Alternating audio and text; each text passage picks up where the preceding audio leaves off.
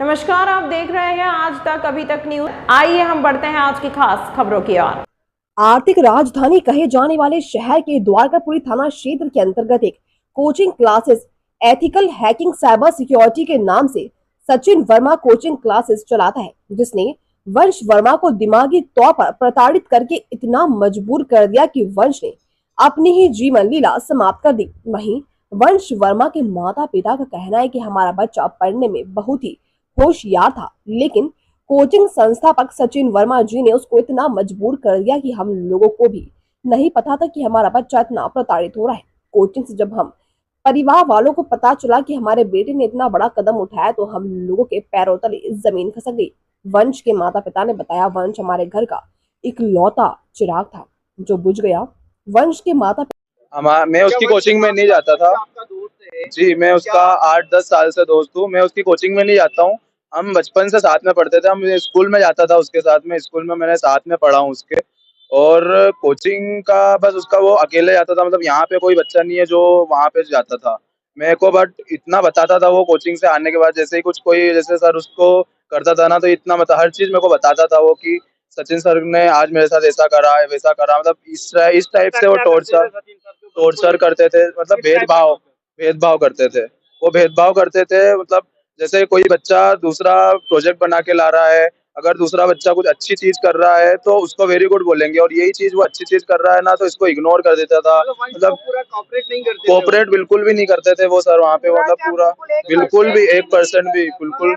उनको ऐसा लगता था उनको ऐसा लगता था कि वो छपरी है, वो मतलब नेता नगरी के साथ घूमता है, पैसे वालों के साथ घूमता है, तो उसको पढ़ने का कोई अधिकार ही नहीं है। उसको मतलब मैं पढ़ा ही नहीं सकता हूँ और उसकी जॉब कहीं पे नहीं लगेगी। डीमोटिवेट कर देता था बिल्कुल उसको वो, कि मतलब उसकी जॉब मैं कहीं नहीं लगने दूंगा, ये पढ़ ही नहीं सकता है, ये जॉब नहीं लगने दे सकता इसकी। वंश को बोलता था जी। सर, अभी हाल ही में घटना हुई थी वंश नामक व्यक्ति की, तो क्या है पूरा मामला? ये 9 तारीख की घटना है। गोकुल चौराहे पे वंश वर्मा कुंदन नगर के रहने वाले थे। उनकी उम्र लगभग 19-20 साल थी। इनके द्वारा सल्फास की गोलियों का सेवन किया गया था। इसके उपरांत इनकी अचानक तबीयत खराब हो जाने से दोस्तों और परिजनों के द्वारा चौधरी अस्पताल में इनको एडमिट कराया गया था। डॉक्टर ने इलाज के दौरान इनकी मृत्यु होना बताया गया। इसके उपरांत थाना अन्नपूर्णा में इनका मर्ग जीरो पर कायम होकर के हमारे थाने का घटनास्थल होने से यहाँ पर जांच के लिए हमें प्राप्त हुआ है। हमने मर्ग इसमें कायम करके जांच में किया गया है और मृतक वंश के परिजनों से पूछताछ कर जांच आगे की जा रही है। और ज्ञात अभी अभी तक की जांच में ये ज्ञात हुआ है कि वंश वर्मा के द्वारा मृत्यु से पूर्व एक वीडियो जारी किया गया था, जिसमें किसी प्रकार की किसी पर कोई शक संदेह या किसी का कोई दबाव नहीं होना बताया गया था। इस वीडियो की भी जांच की जा रही है। मृतक का जो फोन है वो हमने प्रकरण में जब्त कर लिया है। इसकी भी हम डेटा रिकवरी और उसमें जो भी हम मोबाइल फॉरेंसिक के माध्यम से जो भी साक्ष्य संकलन कर सकते हैं वो कराएंगे। इसके उपरांत जो भी वैधानिक कार्रवाई होगी इसमें हम आगे कार्रवाई करेंगे। आपका नाम है?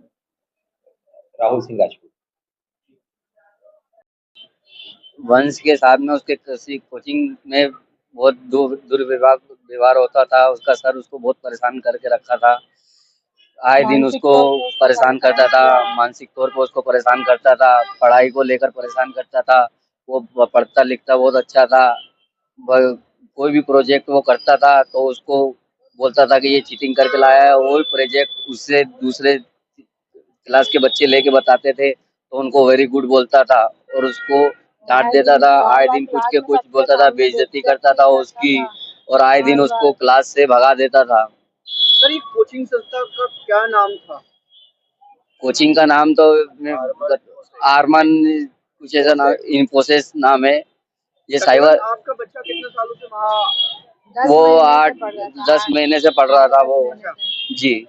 तो उसको वहाँ के सर क्यों प्रताड़ित करते थे? कोई जाति दुश्मनी थी आपकी क्या? वो मेरे सगे मामा का लड़का है, सगे मामा का लड़का है और उसका कोचिंग संस्था में जो पढ़ा था, आपका हाँ क्या लगता सगे है? मामा का लड़का है। अच्छा। हाँ उसका सचिन वर्मा, और उसकी दुश्मनी उसके छोटे भाई से, काका के लड़के से। इसके साथ मेरे बेटे को देख लिया उसने तो बोले वो एक गुंडों के साथ रहता है।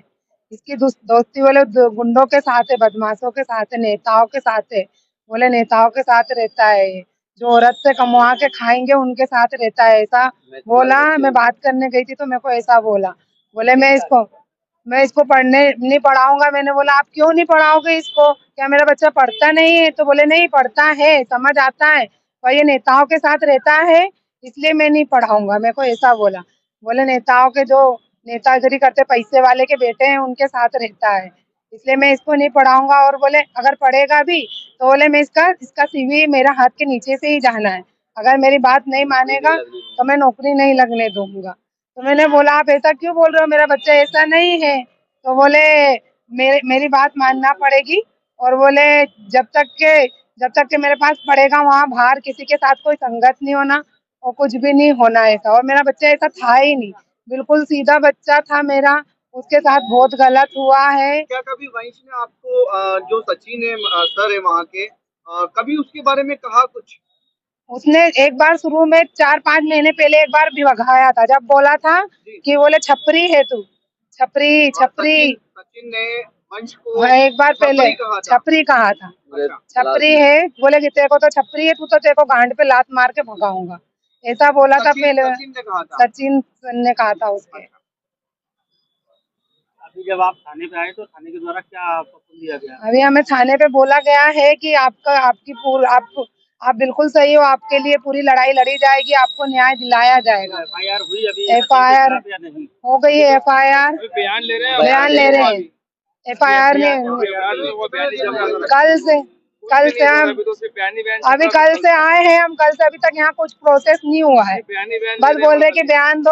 हम बोल रहे होएगा, कुछ भी नहीं हो रहा है। मेरे बच्चे के साथ बहुत गलत हुआ है, उसको मेंटली इतना डिस्टर्ब किया गया है, उसके साथ बहुत गलत हुआ है। क्लास में सबके सामने उसको बोला कि बोले इसको कोई वीडियो मत देना, इसको वंश को कोई बोले ऑनलाइन जो क्लास होती है जो मतलब अगले दिन उसका प्रैक्टिकल करना पड़ता है वीडियो पे, तो बोले ये वीडियो वंश को कोई वीडियो मत, इसको ऑनलाइन क्लास से हटा दो, और बोले वीडियो कोई मत देना। ये किसने बोला वीडियो? ये सचिन सर ने बोला है, बोले इसको संस्थापक वही है सचिन सर? हाँ वही है, बोले इसको कोई मत देना। और बोले रवि उसके दो क्लास का एक लड़का है, बोले कोई तो नहीं देगा रवि तू देगा, तू उसको मत देना, ऐसा मना करा। और उसके साथ दुर्व्यवहार किया है पूरा 100%। मेरा बच्चा बोला है, हॉस्पिटल में बोला है, उसकी चाची चाचू से बोला है कि मेरे को सर ने इतना परेशान किया, इसलिए मेरे मम्मी पापा भी मेरे से परेशान हो रहे हैं, इसलिए मैंने दवाई खा ली।